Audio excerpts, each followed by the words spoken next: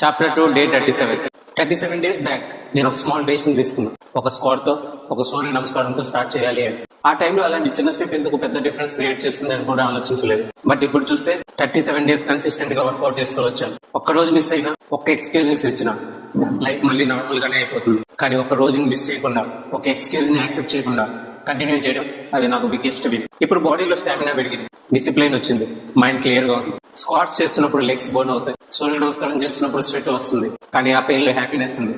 Because every bone is progress. నేను life లో realise చేసిన ఒక విషయం, మన గ్రోత్ ని మెజర్ చేయాలంటే రిజల్ట్ తో కాదు, కన్సిస్టెన్సీతో. డే 1 లో 1 స్క్వాట్, డే 1 లో 1 సూర్య నమస్కారం చిన్న స్టెప్ లాగా అనిపించింది. కానీ ఇప్పుడు 37 డేస్ లేటర్ 37 సూర్య నమస్కారాలు 111 స్క్వాట్స్ చేస్తున్నాం. ఇది నాకు ఒక proof. Small decisions every day, big transformation tomorrow. నాకు ఈ జర్నీ ఒక ఫిజికల్ ఛాలెంజ్ కాదు, ఇది ఒక రిమైండర్. లైఫ్ లో మనం ఎలా తయారవ్వాలనుకుంటున్నామో అది మనలోనే ఉంటుంది. This is one more tomorrow. ఒక స్క్వాట్, ఒక సూర్య నమస్కారంతో స్టార్ట్ అయిన జర్నీ ఇప్పుడు నాకు ఒక న్యూ వర్షన్ క్రియేట్ చేస్తుంది.